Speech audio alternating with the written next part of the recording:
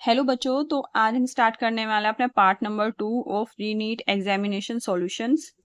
तो चलिए जल्दी से स्टार्ट करते हैं। देखिए, यहाँ पे मैंने आपको पिछली वीडियो में बताया था, इसका मतलब ट्वेल्थ का पार्ट नंबर 1 आपके दो पार्ट्स में बुक है, पार्ट 1 एंड पार्ट 2। और पार्ट नंबर 1 में जिस यूनिट से क्वेश्चन ये आया हुआ है वो यूनिट मेंशन कर दी है। ठीक है, तो चलिए स्टार्ट करते हैं। पहला क्वेश्चन है, which of the following set of the ions act as oxidising agent. आपको पता होना चाहिए कि ऑक्सीडाइजिंग एजेंट्स क्या होते हैं। सबसे पहले तो ये होता है, देखिए, ऑक्सीडाइजिंग एजेंट्स वो होते हैं जो इलेक्ट्रॉन क्या करते हैं, एक्सेप्ट करते हैं। यानी इलेक्ट्रॉन को क्या करते हैं, एक्सेप्ट करते हैं। वो हो गए क्या, ऑक्सीडाइजिंग एजेंट। मतलब खुद तो इलेक्ट्रॉन एक्सेप्ट करके रिड्यूस हो जाएंगे, लेकिन जो अदर एलिमेंट है उसको क्या कर देंगे, ऑक्सीडाइज कर देंगे। यानी दूसरे एलिमेंट के लिए या दूसरा आपकी जो भी स्पीशीज है रिएक्शन में, उसके लिए किस तरह बिहेव करेंगे, ऑक्सीडाइजिंग एजेंट की तरह। और खुद क्या हो जाएंगे, ये रिड्यूस हो जाएंगे। तो रिड्यूस होने के लिए इलेक्ट्रॉन एक्सेप्ट ही करेंगे। इतना आपको क्लियर है। चलिए अब देखिए, जो आपका D and F block elements है, स्पेशली जो एफ ब्लॉक एलिमेंट्स हैं, वो जो नॉर्मल बिहेवियर है ना, उससे थोड़ा अलग बिहेव करते हैं। ठीक है, देखिए इसमें मैंने पेज नंबर भी मेंशन कर दिया, इससे बिल्कुल क्लियरली आप एनसीईआरटी में पढ़ सकते हैं। तो सबसे पहले जितने भी मुझे यहाँ पे एलिमेंट्स ये दिए हुए हैं, मैं इनका इलेक्ट्रॉनिक कॉन्फ़िगरेशन बना लेती हूँ। तो पहले जैसे है सीरियम 4+। तो देखिए, ये इनका इलेक्ट्रॉनिक कॉन्फ़िगरेशन है। मतलब जब इन्होंने कोई भी इलेक्ट्रॉन लूज नहीं किया है, यहाँ पे तो 4 इलेक्ट्रॉन लूज किया हुआ है ना, ये नॉर्मल कॉन्फ़िगरेशन है। और इनका नाम आपको पता ही है, सीई का क्या नाम होता है, सीरियम। फिर आपका नेक्स्ट होता है टर्बियम, फिर ये है लैंथेनम, ये है लुटिटियम, यूरोपियम एंड ये टर्बियम। अब आपको पता है 4, जब इसमें से 4 इलेक्ट्रॉन जाएंगे तो पहले एस ऑर्बिटल्स में से जाएंगे, तो 2, 3 और 1 4, तो 4f0 हो जाएगा ये यहाँ पे, जब Ce4 पॉजिटिव ऑक्सीडेशन स्टेट में होगा। फिर आप जब टर्बियम में से 4 इलेक्ट्रॉन निकालेंगे तो 2 इसमें से निकलेंगे और 2 इसमें से ये 4f7 में रह जाएगा। लैंथेनियम में से जब आप 3 इलेक्ट्रॉन निकालेंगे तो यहाँ पे ये सब 0 हो जाएगा, यानी यहाँ पे भी 4f0 है। सिर्फ हम यहाँ पे f जो ऑर्बिटल्स है उसमें इलेक्ट्रॉन्स देख रहे हैं, ये भी 0, ये भी 0, यानी कि 4f भी 0, उसमें पहले से ही 0 है। फिर है लुटिटियम में से 3 इलेक्ट्रॉन जाएंगे, 2 ये और 1 ये, तो 4f14। और जब यूरोपियम में से आप 2 इलेक्ट्रॉन निकालेंगे तो 4f7 बचेगा। और ये टर्टियम में से जब आप 2 इलेक्ट्रॉन निकालेंगे तो 4f14 बचेगा। आई होप यहाँ तक आपको समझ में आया हो। अब आपने देखा, आपको पता है कि अगर नोबल गैस कॉन्फ़िगरेशन हो, तो नोबल गैस कॉन्फ़िगरेशन अटेन कर ले कोई आयन, तो वो बहुत लीस्ट रिएक्टिव हो जाता है। ना ही वो ऑक्सीडाइजिंग एजेंट की तरह बिहेव करता है, ना ही वो रिड्यूसिंग एजेंट की तरह बिहेव करता है। तो आपको पता है कि half filled orbitals and full field orbitals ज़्यादा स्टेबल होते हैं। तो देखिए, इसमें तो कोई इलेक्ट्रॉन है नहीं, इसका मतलब ये भी बहुत स्टेबल है। ये हाफ फिल्ड है, ये भी बहुत स्टेबल है, ये सारे स्टेबल है। या तो ये हाफ फिल्ड है, या फिर ये फुल्ली फिल्ड है, या फिर इनमें कोई इलेक्ट्रॉन है ही नहीं। तो एक इसका मतलब ये हो गया कि ये सारे स्टेबल है और मेरे ऑप्शंस में है ही ये। तो मुझे कैसे पता चलेगा कौन सा ऑक्सीडाइजिंग एजेंट है। ऑक्सीडाइजिंग एजेंट मतलब एक्सेप्टर ऑफ इलेक्ट्रॉन। तो देखिए, जब आप एनसीईआरटी पढ़ेंगे उसमें आपको पता होगा कि जो सीरियम, भले ही ये 4+ ऑक्सीडेशन स्टेट शो करता हो और 4f0 जो इसका इलेक्ट्रॉनिक कॉन्फ़िगरेशन हो, लेकिन ये क्या होता है, ये एक स्ट्रॉन्ग ऑक्सीडेंट की तरह काम करता है। ऑक्सीडेंट मतलब स्ट्रॉन्ग ऑक्सीडाइजिंग एजेंट की तरह काम करता है। फिर नेक्स्ट, ऐसे ही जो Tb4 पॉजिटिव है, ये भी क्या है, एक ऑक्सीडेंट की तरह काम करता है। यानी कि ऑप्शन नंबर 1 जो है वो आपका करेक्ट होगा। ऑप्शन नंबर 1 आपका करेक्ट होगा। अब आ जाते हैं आप लैंथेनम की तरफ।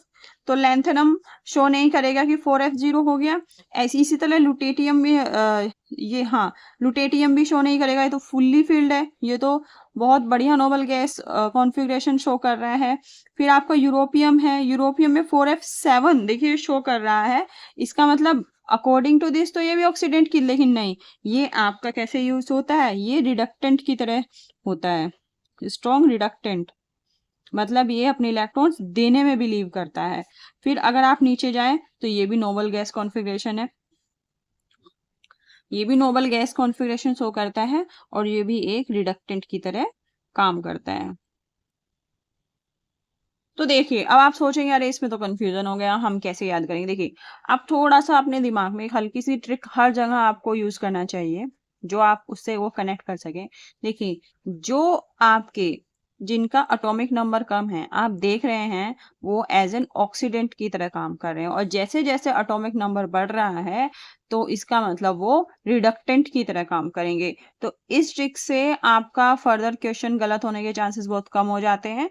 तो आप इस तरह से छोटी छोटी ट्रिक्स बनाइए। देखिए इनके बारे में ना, दोनों के बारे में एनसीईआरटी में ऐसा ऐसा कुछ मेंशन नहीं है, तो इसको हम नॉर्मली ट्रीट करेंगे, यानी कि 4f0 है, ना तो ये ऑक्सीडेंट की तरह करेगा और ना ही ये रिडक्टेंट की तरह काम करेगा। और ऐसे लुटेटियम है तो इसका भी 4f14 है, इसमें भी हम वही चीज लगा सकते हैं। लेकिन फिर भी अगर आपको जैसे कुछ कंफ्यूज हो रहा है, तो जैसे शुरुआत में 57 से स्टार्ट हो जाता है आपके लेंथेनम सीरीज, ठीक है, तो 58 से 71 तक होते हैं। तो जिनका जो एटॉमिक नंबर कम है वो आपके एज एन ऑक्सीडेंट काम करेंगे, जब वो हाफ फील्ड, फुल्ली फील्ड या जीरो स्टेट में हो, 4f0 हो। और जैसे जैसे एटॉमिक नंबर बढ़ता है तो वो कैसे करेंगे, रिडक्टेंट की काम करेंगे, इलेक्ट्रॉन देने की कोशिश करेंगे। तो आपका खुद भी अंडरस्टूड होगा कि जैसे जैसे इलेक्ट्रॉन्स बढ़ेंगे तो क्या होगा, साइज बढ़ रहा है, जैसे जैसे एटॉमिक नंबर बढ़ रहा है साइज बढ़ रहा है, तो वो लेने की कंडीशन में नहीं रहेंगे, फिर वो क्या होगा, उल्टा करेंगे, वो उल्टा देने की कंडीशन में रहेंगे। तो आई होप आपको ये क्वेश्चन समझ में आ गया हो। वैसे तो इजी क्वेश्चन था अगर आपने एनसीईआरटी अच्छे से पढ़ी है, लेकिन फिर भी चलिए अगले क्वेश्चन पे चलते हैं। चलिए अगले क्वेश्चन पे चलते हैं। देखिए इनमें से आपको इनकरेक्ट रिएक्शन बतानी है जो नीचे दिया हुआ है। तो देखिए ये बिल्कुल सही है, CH3COCl की रिएक्शन जब H2O से रिएक्ट कराते हैं तो आपका क्या एसिटिक एसिड बनता है। तो ये रिएक्शन कैसे होती है, CH3COCl, और जब आप वाटर की रिएक्शन कराएंगे इससे तो आपका R मतलब CH3COOH बनेगा और प्लस आपका क्या है, क्लोराइड आयन निकल जाएगा। ठीक है, तो इसका मतलब ये रिएक्शन बिल्कुल सही है। और ये आपका एनसीईआरटी में पेज नंबर 245, 246 एंड 247 पे ये सारे रिएक्शंस हैं। और इसमें क्या है कि प्रिपेयर कैसे करते हैं हम, जो कार्बोक्सिलिक एसिड्स हैं हम कैसे प्रिपेयर करते हैं, उसमें ये सारे आपकी रिएक्शंस मेंशन है। चलिए फटाफट करते हैं। फिर है ये आपकी रिएक्शन नंबर 3।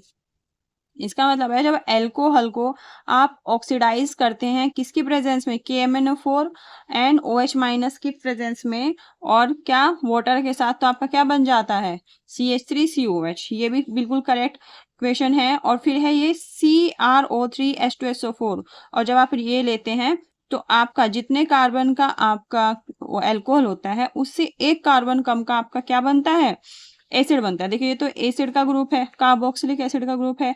तो कितने, देखिए इसमें 1 2 3 3 कार्बन है यहाँ पे, और यहाँ पे 2 कार्बन है, तो एक कार्बन चेन में कम हो जाता है, एक CH2 ग्रुप कम हो जाता है, और आपका क्या मिलता है, एसिड मिलता है। और जो ये है ना, इसको बोलते हैं जोनस रिएजेंट, इसको बोलते हैं जोनस रिएजेंट। तो इसका मतलब ये रिएक्शन भी सही है, ये रिएक्शन भी सही। तो गलत कौन सी हुई, गलत हुई आपकी रिएक्शन नंबर 4, क्योंकि LiAlH4 क्या करता है, सिर्फ CO ग्रुप को क्या करेगा, रिड्यूस कर देगा, और क्या बनेगा, ये रिएक्शन है ना,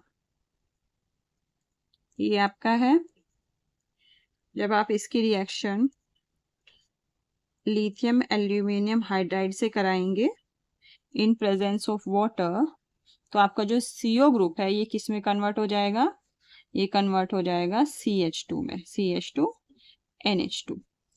तो इसका मतलब जो आपका ऑप्शन नंबर 2 है, यही आपका क्या है, रॉन्ग है। इसने पूछा है कि इनकरेक्ट रिएक्शन इसमें से कौन सी है, तो आपकी ऑप्शन नंबर 2 जो रिएक्शन है वो इनकरेक्ट है। चलिए आगे चलते हैं।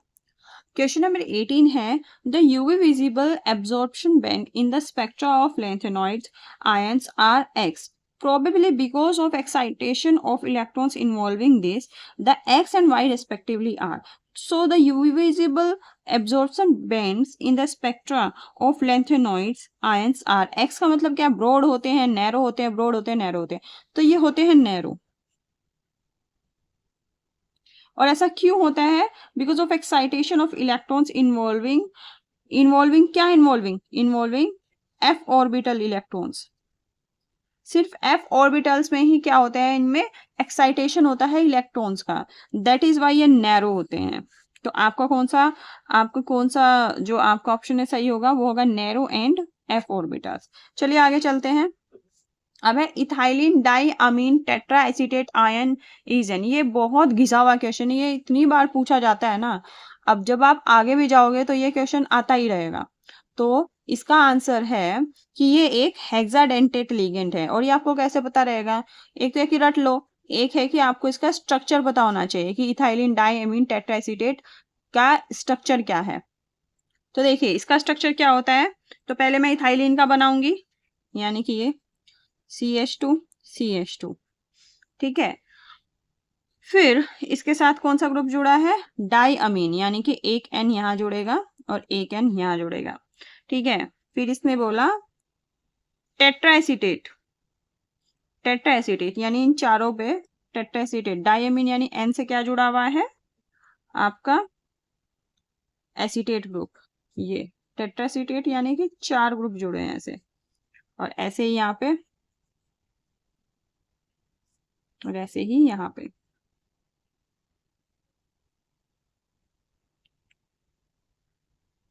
तो ये क्या है, अब ये बोलो, आप बोलोगे कि इसमें तो 4 है, 4 से बाइंड कर सकता है, लेकिन जो ये नाइट्रोजन है ना 2, इनके पास भी तो एक एक लोन पेयर है, इनसे भी क्या कर सकता है, बाइंड कर सकता है, और जो आपके 4 है इनसे बाइंड कर सकता है। तो इसका ऑप्शन नंबर होगा 1। ये कैसा लिगेंड है, एक हेक्साडेंटेट लिगेंड है। आप जो स्ट्रक्चर है जैसे मैंने बनाया, आप भी इसको ऐसे ही याद रखेंगे तो जल्दी से भूलेंगे नहीं। चलिए फटाफट अगले क्वेश्चन पे चलते हैं। इसमें है the amount of glucose required to prepare 250 ml of M/20 aqueous solution. Molar mass glucose का दिया, ये बहुत आसान है। अगर आपको मोलैरिटी पता है तो आप बहुत इजीली इसको निकाल सकते हैं। आपको पता है, देखिए मोलैरिटी क्या होती है, मोलैरिटी होती है number of moles of solute, ठीक है। और नीचे क्या आएगा, वॉल्यूम ऑफ सॉल्यूशन। इसमें वॉल्यूम ऑफ सॉल्यूशन लेते हैं, और किस में लेते हैं, लीटर्स में लेते हैं, volume of solution in litres. देखिए अब इसने बोला है कि M/20 एक्वस सॉल्यूशन, तो मोलैरिटी तो मुझे दे ही दी। मोलैरिटी कितनी है, M/20, तो मोलैरिटी मेरी क्या हो गई, M/20। और मुझे पूछा क्या है, अच्छा ओके, ग्लूकोज का अमाउंट पूछा है। देखिए ग्लूकोज से इस सॉल्यूशन बनाना है, इसका मतलब ग्लूकोज आपका सॉल्यूट है, तो number of moles of solute निकालो। तो कितने हैं, द अमाउंट ऑफ, और number of moles of solute क्या होता है, weight in gram upon molar mass, ये होता है divided by volume of solution,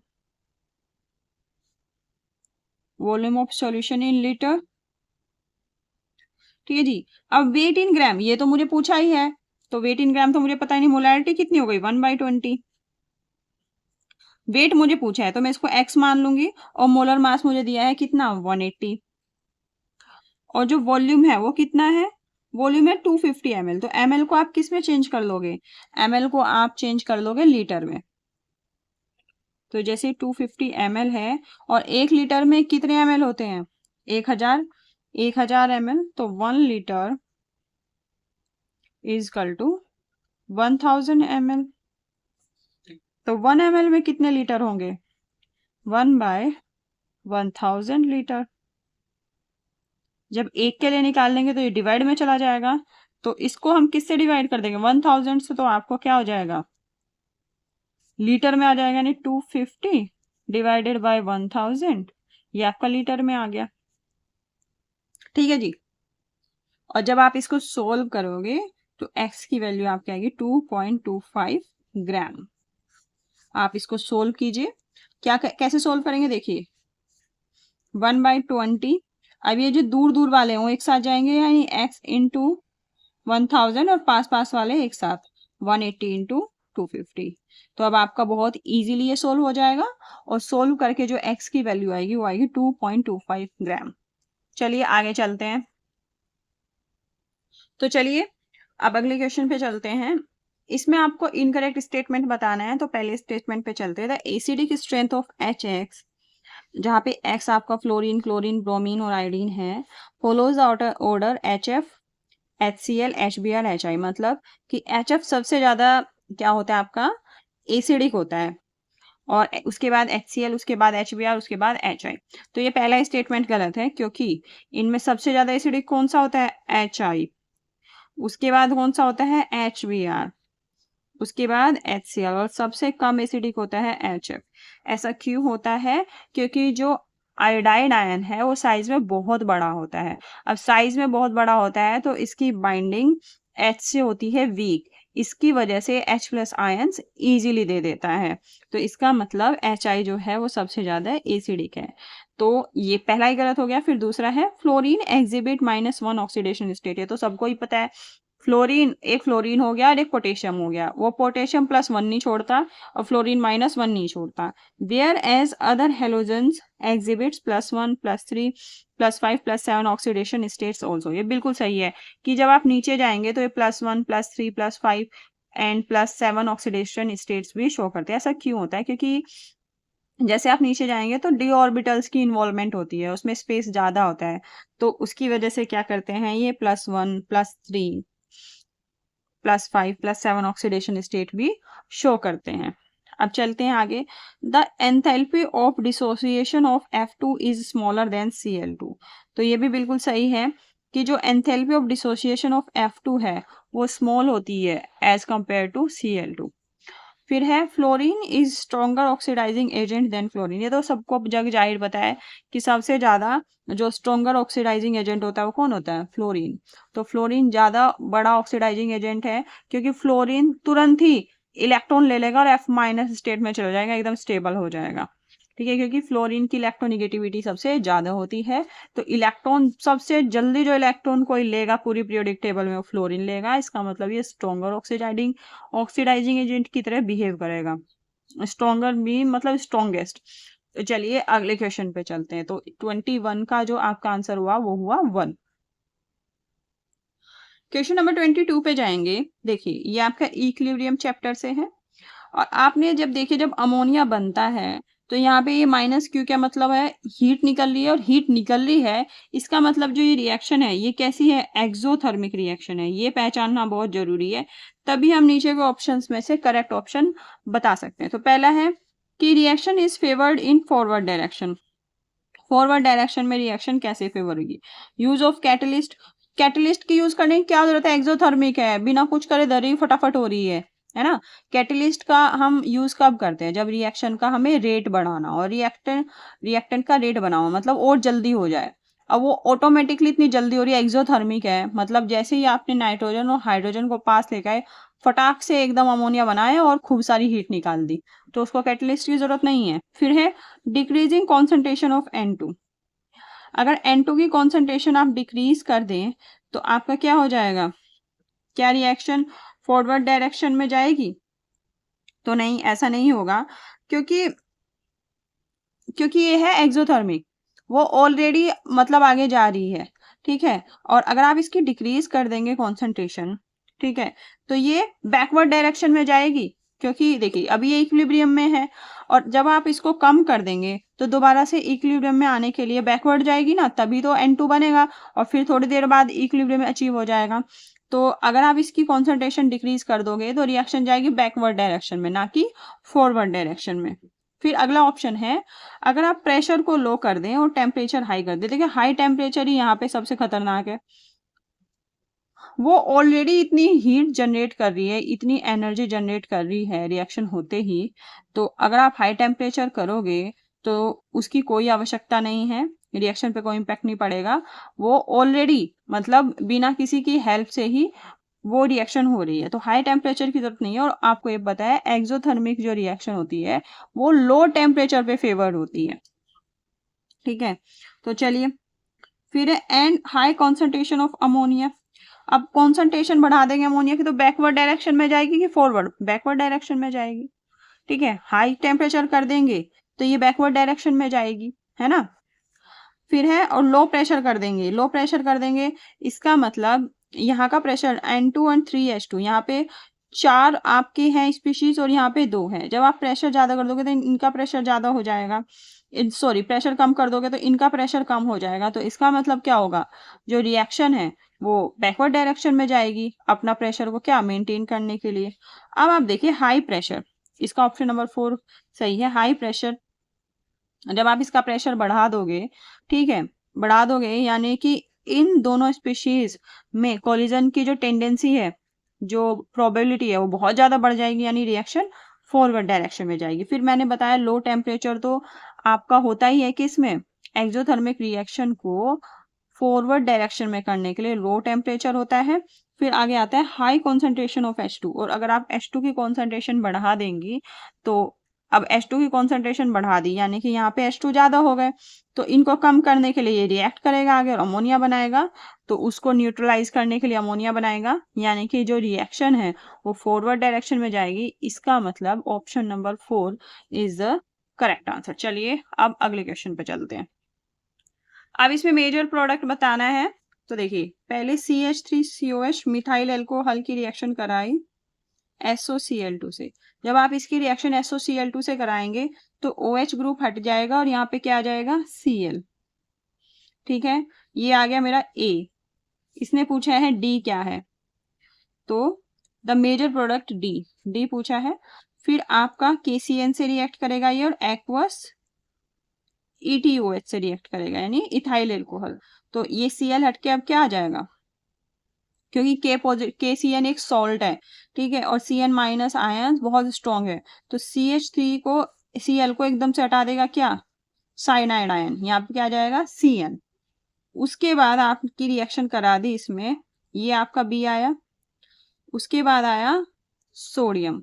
sodium अगर लिया है यानी कि इसको इलेक्ट्रॉन चाहिए, और इलेक्ट्रॉन अगर हम किसी रिएक्शन में इलेक्ट्रॉन दे रहे हैं यानी किसी चीज को रिड्यूस कर रहे हैं, तो जब आप Na इसमें डालेंगे, तो जब आप इसकी रिएक्शन CH3Cn से करा देंगे तो आपका क्या बन जाएगा, ये बन जाएगा CH3 CH2 और यहाँ पे बन जाएगा NH2। Cn किस में कन्वर्ट हो जाएगा, CH2 NH2 में। उसके बाद और आपको पता है एडिशन ऑफ हाइड्रोजन को हम क्या बोलते हैं, रिडक्शन, और एडिशन ऑफ ऑक्सीजन को हम क्या बोलते हैं, ऑक्सीडेशन। ये ऑक्सीडेशन इन रिएक्शन वाले सॉरी रिडॉक्स रिएक्शन वाले चैप्टर में पढ़ा था ना हमने। तो जैसे ही आपको देखे सोडियम दिखे तो इसका मतलब ये रिडक्शन कराएगा, यानी कि यहाँ पे Cn का मतलब क्या होता है, C ट्रिपल बॉन्ड N, यानी कि यहाँ पे सब पे क्या लगेगा, H लगेगा, और इनकी ये जो बॉन्ड है वो हट जाएंगे, तो ये क्या बन जाएगा CH2 और यहाँ पे क्या बन जाएगा NH2। फिर आपका ये वाला कौन सा प्रोडक्ट आया सोडियम के बाद, ये आया C। अब C की रिएक्शन करा दी, इधर लिख देती हूँ मैं एक बार और, CH3 CH2 NH2, ये आपका C। अब इसकी रिएक्शन करा दी NaNO2 plus HCl and H2O से, तो अब क्या बनेगा, अब क्या हो जाएगा, जो NH2 ग्रुप है ये किस में कन्वर्ट हो जाएगा, OH ग्रुप में, तो क्या बनेगा CH3 CH2 OH। जो आपका NH2 ग्रुप है वो किस में कन्वर्ट हो जाएगा, OH ग्रुप में, और आपका क्या बनेगा CH3 CH2 OH। तो इसका मतलब आपका option number 3 is the correct answer. चलिए अगले क्वेश्चन पे चलते हैं। ये आपको बताया है कि block group in periodic table है ना, जैसे लेंथेनॉइड हो गए, डी ब्लॉक एलिमेंट हो गए, आपको बताना है कि इन ब्लॉक में से कौन सा एलिमेंट इनको क्या करता है, कौन सा एलिमेंट इनके अंडर आता है। तो जैसे लेंथेनॉइड तो मैंने अभी पढ़ा है, लेंथेनॉइड क्या हो गया आपका सीरियम, तो यानी कि ए का तो फर्स्ट हो गया बिल्कुल कंफर्म, ये सीरियम है ना, अभी CE4 पॉजिटिव पड़ा था। फिर डी ब्लॉक एलिमेंट क्या हो गया, ये हो गया मैग्नीज हो गया, ठीक है। बढ़ाई थी ना उसकी series, scandium, titanium, vanadium, manganese, तो आपका डी ब्लॉक क्या हो गया, ये हो गया 4, तो फर्स्ट के बाद जाएगा फोर्थ, बी का हो गया 4, यानी ये वाला ऑप्शन कैंसिल, ये वाला ऑप्शन कैंसिल, बी का हो गया आपका 4, दोनों में बी का 4 है, यानी सी एंड डी डिसाइडिंग फैक्टर हो जाएंगे। पी ब्लॉक एलिमेंट कौन सा हो गया, पी ब्लॉक एलिमेंट हो गया सेकंड वाला, ठीक है, पी ब्लॉक एलिमेंट हो गया सेकंड वाला। तो एएस किससे बिलोंग करेगा, पी ब्लॉक एलिमेंट से, तो आपका सी का हो गया सेकंड, सी का हो गया सेकंड, यानी कि ऑप्शन नंबर 3 एकदम करेक्ट है। और एस ब्लॉक एलिमेंट कौन सा बचेगा, ये सीजियम, तो देखिए इसका नाम क्या है, आर्सेनिक, और इसका नाम क्या है, सीजियम। नाइट्रोजन फैमिली में है ना ऐसे, नए पुराने ऐसे सभी, ऐसे याद करते हैं ना, तो ये थर्ड वाला है इसमें, ठीक है जी। चलिए अगले क्वेश्चन पे चलते हैं। इसमें है कि इनमें से कौन सा एम्बिडेंटेंट लिगेंड नहीं है, तो देखिए पहला आपका ऑक्सीलेट आयन है, इसका स्ट्रक्चर ऐसे होता है, और सिर्फ ऑक्सीजन ही, क्या ऑक्सीजन से ही मेटल बाइंड करता है, तो ये एम्बिडेंटेंट नहीं है। एम्बिडेंटेंट वो होता है जिसमें एक से ज्यादा एटम बाइंड कर सके, ठीक है, तो ऑक्सीजन ही कर सकता है, ऑक्सीजन के अलावा और कोई नहीं कर सकता, तो ये नहीं है, तो पहला ही आंसर आपका सही है। अगले भी देख लेते हैं। अब देखते हैं एससीएन, एससीएन माइनस में क्या होता है, एक तो नाइट्रोजन से बाइंड कर सकता है, ठीक है, और अगर आप NCS ले लें, एक किससे कर सकता है, सल्फर से, तो ये क्या है, एक एम्बिडेंटेंट लिगेंड है। अब आप अगर नाइट्रेट आयन देखें, NO2 माइनस आयन देखें, तो इसमें एक तो आपका नाइट्रोजन से बाइंड कर सकता है मेटल, ठीक है, और एक किससे कर सकता है, एक कर सकता है आपका ऑक्सीजन से। फिर आप अगर साइनाइड आयन देखें, साइनाइड आयन में एक तो N से कर सकता है ऐसे, और एक किससे कर सकता है, सी से कर सकता है, तो सिर्फ C2O4 माइनस, यानी कि सिर्फ ऑक्सीलेट आयन ऐसा है जो सिर्फ ऑक्सीजन से करता है। चलिए नेक्स्ट है, इनमें से आपको एनर्जी ऑर्डर बताना है। ये आपको 4 इलेक्ट्रॉन्स के क्वांटम नंबर, 4 इलेक्ट्रॉन्स को डिफाइन कराया उनके क्वांटम नंबर से, आपको बताना है किस इलेक्ट्रॉन की एनर्जी सबसे ज्यादा। देखिए एन की यानी कि प्रिंसिपल क्वांटम नंबर जितनी ज्यादा होगी उसकी एनर्जी उतनी ज्यादा होगी, है ना, प्रिंसिपल क्वांटम नंबर यानी कि एन जितनी ज्यादा होगी उसकी जो एनर्जी है उतनी ही ज्यादा होगी, ठीक है जी। फिर अब देखो, यानी कि फर्स्ट एंड थर्ड की एनर्जी लेवल सबसे ज्यादा है, फर्स्ट एंड थर्ड में भी किसकी ज्यादा है, एन तो ज्यादा है, फिर एल जिसका ज्यादा होगा उसकी ज्यादा होगी, यहाँ पे L2 है, यानी कि एजीमुथल आपकी क्वांटम नंबर जितनी ज्यादा होगी उसकी एनर्जी उतनी ज्यादा होगी, यानी कि फर्स्ट की सबसे ज्यादा होगी, फिर थर्ड की होगी, फर्स्ट एंड थर्ड यही है। देखो और कहीं ये ऑप्शन बैठ ही नहीं रहा है, आपको दूसरे चेक करने की भी जरूरत नहीं है, लेकिन फिर भी इसमें भी यही लॉजिक लगाओ। उसके बाद N3 ये तो सेम हो गई, L की वैल्यू 2 है तो इसका मतलब फिर सेकंड वाले का आएगा, और इसकी वैल्यू कितनी है 1, उसके बाद यानी कि फोर्थ वाले का आएगा, यानी कि option number second is the correct answer. चलिए अगले क्वेश्चन पे चलते हैं। देखिए इसमें आपको सीक्वेंस दिया है और आपको पूछा है कि मेजर प्रोडक्ट सी कौन सा है। आपको पता है कि जब आप एल्कोहलिक KOH डालते हैं तो आपका क्या होता है, आपका एल्काइल सॉरी HBr HI इस तरह से हटता है, जैसे ये है CH3 CH2 CH2Br, यानी कि एलिमिनेशन रिएक्शन होती है।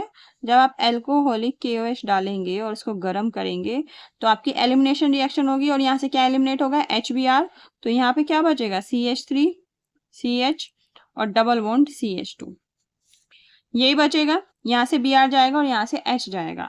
फिर इसने कहा, फिर आप इसमें जोड़ोगे, ये आया A, फिर इसने डाला HBr। अब आपको पता है जब आप इसको तोड़ोगे तो पॉजिटिव चार्ज यहाँ आएगा और नेगेटिव चार्ज यहाँ आएगा, क्योंकि पॉजिटिव चार्ज यहाँ स्टेबल होता है, तो जो आपका Br है वो यहाँ अटैच होगा और H यहाँ पे होगा, तो हमारा क्या बनेगा, CH3 CH Br, और यहाँ पे मेरा बन जाएगा, यहाँ पे क्या जाएगा H, ये बनेगा CH3। अब चलते हैं आगे। आगे ये मेरा हुआ बी। अब है एक्वस KOH। अगर आप एक्वस KOH का मतलब क्या होता है, KOH को आपने मिलाया पानी में, ठीक है, तब रिएक्शन करिए। और एल्कोहलिक KOH का मतलब होता है KOH को मिलाया आपने एल्कोहल में, ठीक है। जब आप एक्वस KOH मिलाएंगे तो आपका जो हैलाइड ग्रुप है वो किससे एक्सचेंज हो जाएगा, OH माइनस आयन से, यानी कि एल्कोहल वाले ग्रुप से। तो यहाँ से क्या Br माइनस निकल जाएगा और यहाँ पे क्या आ जाएगा OH माइनस। तो ये हो जाएगा CH3 CH और यहाँ पे हो जाएगा OH एंड CH3, यही बनेगा। और ये है मेरा C। तो मेजर प्रोडक्ट कौन सा हो, प्रोपेन 2 ओल। ठीक है जी, चलिए अगले क्वेश्चन पे चलते हैं। नेक्स्ट क्वेश्चन है the compound that doesn't undergo Friedel Crafts alkylation reaction but gives a positive carbylamine test is. देखिए जितने भी ये चारों अगर आप देखें, एनिलीन देख लें, प्रीडीन देख लें, एन मिथाइल एनिलीन देख लें, ट्राई इथाइल एमीन देख लें, ये इनमें से चारों में से कोई भी फ्रीडल क्राफ्ट एल्काइलेशन रिएक्शन नहीं देगा। उसका रीजन ये है कि इनमें जो नाइट्रोजन ग्रुप है वो क्या करेगा। देखिए फ्रीडल क्राफ्ट जो आपका रिएक्शन होता है, फ्रीडल क्राफ्ट एल्काइलेशन का जो रिएक्शन होता है वो ऐसे होता है। देखिए एक का करके मैं आपको बता देती हूँ।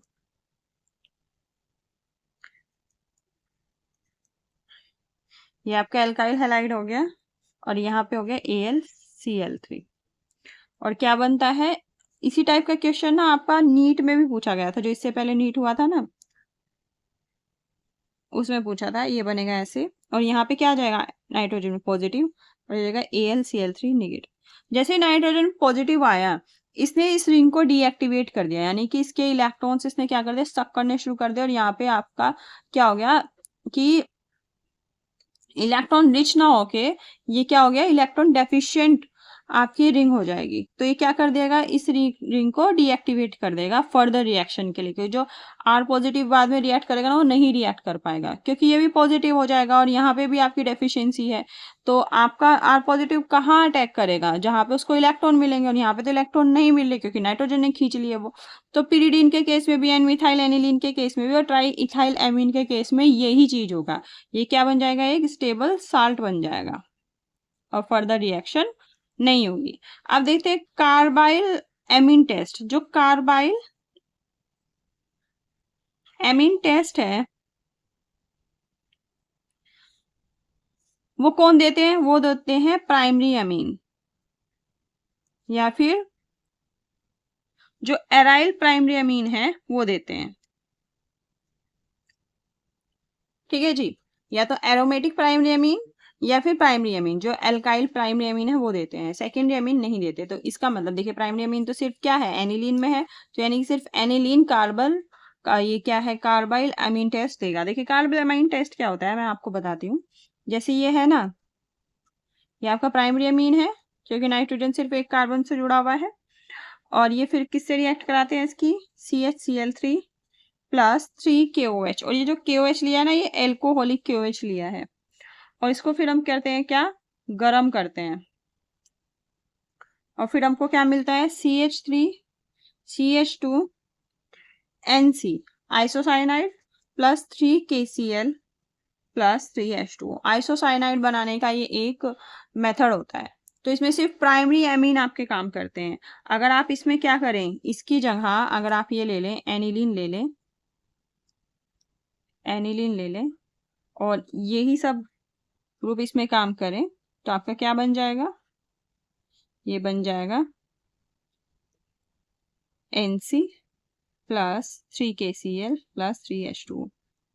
ठीक है, यहाँ भी क्या आ जाएगा, आइसोसाइनाइड ग्रुप आएगा। जबकि सेकेंडरी अमीन ये वाले टेस्ट नहीं देते। तो देखिए पिरिडीन में क्या आएगा, सेकेंडरी आएगा। पिरिडीन क्या होता है, बेसिकली यही तो होता है पिरिडीन, ये होता है पिरिडीन। फिर है एन मेथाइल एनिलीन। तो एन मिथाइल एनिलीन क्या होता है, देखिए ये यहाँ पे आएगा NHCH3, एन मिथाइल एनिलीन, यानी कि यहाँ भी सेकेंडरी हो गया, ये यहाँ पे भी सेकेंडरी, दो कार्बन से अटैच है ना, ये भी सेकेंडरी हो गया, और एक कार्बन ये रहा, एक कार्बन ये भी सेकेंडरी हो गया। और फिर है ट्राई इथाइल एमीन, ट्राइल इथाइल एलिमीन, ये तो क्या हो गया, ये तो टर्शरी हो गया, सेकेंडरी भी नहीं, तो ये बिल्कुल भी नहीं देगा कार्बेलामिन टेस्ट। ठीक है, तो ये तीनों ना तो ये कार्बेलामिन टेस्ट देते, ना ये फ्रीडल क्राफ्ट एल्काइलेशन देते, है ना। लेकिन पेरिडिन आपका फ्रीडल क्राफ्ट एल्काइलेशन तो नहीं देगा, लेकिन कार्बेलामिन टेस्ट दे देगा पॉजिटिव। तो आपका इसका आंसर हो गया आंसर नंबर 1। चलिए अगले क्वेश्चन पे चलते हैं। अब है for an endothermic reaction q not is negative. Q क्या है यहाँ पे है heat. Del R H is positive, del H क्या है enthalpy, del R H, R का मतलब है रिएक्शन की enthalpy is negative and q not is positive. देखिए निगेटिव का मतलब क्या होता है आपको पता है, निगेटिव का मतलब होता है जब रिएक्शन हीट क्या करती है जनरेट करती है, वो किस में होता है एक्सोथर्मिक में, जैसे रिएक्ट किया और बहुत सारी हीट प्रोड्यूस करी, ठीक है, बहुत सारी एंथैल्पी प्रोड्यूस करी। अगर प्रोड्यूस हो रही है रिएक्शन के होने से तो होती है एक्सोथर्मिक, और अगर उसको जरूरत है मतलब नॉर्मली रिएक्शन नहीं होती है, आपने उसको हीट दी, एनर्जी दी और रिएक्शन फर्दर आपकी फर्दर फॉरवर्ड रिएक्शन में जाती है, तो वो कौन सी होती है एंडोथर्मिक रिएक्शन। तो एंडोथर्मिक रिएक्शन में निगेटिव तो नहीं होगा, पॉजिटिव होगा, यानी कि उसमें हम अलग से बाहर से क्या देंगे एनर्जी देंगे, और ये निगेटिव तो नहीं होगा मतलब हीट तो नहीं निकलती है, और क्यू नॉट इज पॉजिटिव, और क्यू नॉट इज पॉजिटिव यानी कि आपको बाहर से हीट देनी पड़ेगी। तो बी एंड डी आपके क्या है ऑप्शन करेक्ट है। चलिए आगे चलते हैं क्वेश्चन नंबर 30। देखिए इसमें है कि 1 gram of H2 has same number of molecule as in. अब आपको पता है कि पहले मैं इनके अगर मैं नंबर ऑफ मोल्स निकालूं तो बहुत इजी हो जाएगा। देखिए जिसके नंबर ऑफ मोल्स ज्यादा उसमें नंबर ऑफ मॉलिक्यूल्स भी ज्यादा, क्योंकि 1 मोल में कितने मॉलिक्यूल्स होते हैं 6.023 इंटू 10⁻23 मॉलिक्यूल्स। क्या होता है ये एवोगैड्रो नंबर होता है। तो जितने नंबर ऑफ मोल्स ज्यादा उतने ही नंबर ऑफ मॉलिक्यूल्स ज्यादा। तो हम क्या करेंगे इसमें से हम सबके नंबर ऑफ मोल्स निकालेंगे, और जिसके नंबर ऑफ मोल्स इसके इक्वल आ गए उसके इसके बराबर क्या हो जाएंगे मॉलिक्यूल्स हो जाएंगे। तो सबसे पहले मैं H2 का निकालते हैं। देखिए H2 नंबर ऑफ मोल्स कैसे निकालते हैं, नंबर ऑफ मोल्स होता है weight in gram divided by molecular weight, यही होता है। सबसे पहले मैं H2 के केस में निकालती हूँ। तो H2 के केस में नंबर ऑफ मोल्स क्या होंगे, यहाँ पे n लिख देती हूँ। वेट इन ग्राम कितना है 1, और मॉलिक्यूलर वेट इसका कितना है 2, यानी कि 0.5 मोल। अब जिसका 0.5 मोल आएगा उसी में नंबर ऑफ जो आपके मॉलिक्यूल्स है वो सेम होंगे। फिर है आपका 14 gram of N2, N for N2, weight in gram 14 upon आपका जो N2 का मॉलिक्यूलर वेट है वो कितना है, N2 का मॉलिक्यूलर वेट आपका 28 है, आपको पता है 14 टू जा 28, ये भी 0.5 मोल है। देखो मेरा तो पहले में ही आ गया, अगला मैं निकालू ना निकालू लेकिन फिर भी मैं निकाल के दिखा देती हूँ। और number of moles of H2O weight in gram 18, और H2O का मॉलिक्यूलर वेट भी कितना होता है 18 या 1। और CO का देखिए वेट इन ग्राम इज 16, और मॉलिक्यूलर वेट कितना हो गया आपका किसका CO का, CO का मॉलिक्यूलर वेट हो गया आपका 28। ये कितना होगा कैसे निकालते देखे, कार्बन का 12 ऑक्सीजन का 16 कितना हुआ 28। तो अगर आप इसको सोल्व करेंगे ये आपकी वैल्यू आएगी आपकी लगभग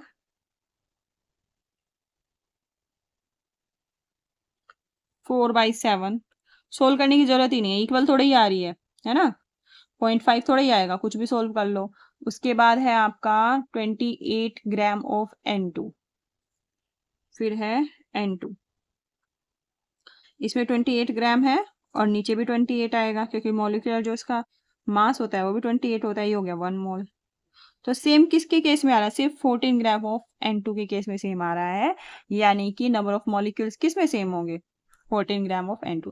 देखिए इसमें छोटे बड़े का रोल नहीं होता, ये ऐसे होता है एवोगैड्रो नंबर ने क्या कर दिया काउंट कर दिए जितने भी आपके नंबर ऑफ मॉलिक्यूल्स है, कोई भी स्पीसीज है, चाहे सपोज 1 मोल अगर जहां भी लगा दिया उसका मतलब क्या हो गया उसमें एवोगैड्रो नंबर के बराबर आपके कितनी है स्पीशीज है, कि अगर आपने 1 मोल ऑफ एटम बोल दिया तो इसका मतलब उसमें 6.023 इंटू 10⁻23 आपका क्या हो गया, इतने आपके क्या हो गए, एटम्स हो गए। ठीक है, जैसे होता है ना कि फिक्स कर दिया ये सब चीजें, जैसे आप केले लेते हैं ना, 1 दर्जन में सिर्फ 12 होते हैं, चाहे वो छोटे हो चाहे बड़े हो कैसे भी हो, लेकिन 12 ही होते हैं। उसी तरह 1 मोल में स्पीशीज इतनी होती है, चाहे वो कोई भी स्पीशीज हो। ठीक है, चलिए आगे चलते हैं। देखिए आपके नीट के एग्जाम में भी आया था, जो एग्जाम अब दोबारा हुआ है, जो इससे पहले हुआ था उसमें सेम यही क्वेश्चन था, आपको ग्राफ बताना है। तो इसका जो ऑप्शन है वो ऑप्शन नंबर 3 सही है। तो देखिए आर्हेनियस इक्वेशन क्या होती है, आर्हेनियस इक्वेशन होती है के इज इक्वल टू ए ई की power minus E A upon R T. मुझे किस किस के बीच में लिखना है, लोन के एंड 1/t के बीच में। तो मैं लोन ले लूंगी, दोनों तरफ का लोग ले लूंगी, loan K is equal to हो जाएगा लोन ए, और देखिए लोन ए इंटू ई की power minus E A upon R T. ठीक है, और आपको पता है लोन ए इंटू बी क्या होता है, loan A plus lone B, ये प्रॉपर्टी होती है, ये प्रॉपर्टी मैं यहाँ लगाऊंगी, loan K is equal to हो जाएगा लोन ए प्लस लोन ई की power minus E A upon R T. अब आपको पता है लोन का बेस ई होता है और आगे भी ई है, तो ई से ई कैंसिल हो जाएगा, क्या बचेगा, सिर्फ minus E A upon R T. तो यहाँ बचेगा ln K is equal to ln A plus, ये कैंसिल हो जाएगा इतना, इसकी वैल्यू क्या हो जाएगी 1, क्योंकि इसका भी बेस क्या है ई, और यहाँ पे बचेगा minus E A upon R T, या फिर loan K is equal to हो जाएगा loan A plus minus minus E A upon R T. और आपको किस किस के अगेंस्ट पूछा है, लोन के का पूछा है 1/t के अगेंस्ट। ठीक है, तो y एक्सिस पे आप लोन के लेंगे और x एक्सिस पे लेंगे 1/t। अब देखिए माइनस है 1/t में, आगे क्या है माइनस है ई अपॉन आर टी, और यानी कि स्लोप निगेटिव है, स्लोप निगेटिव का जो आपका ग्राफ होता है वो ऐसे बनता है ना, पॉजिटिव का ऐसे बनेगा और निगेटिव का ऐसे बनेगा।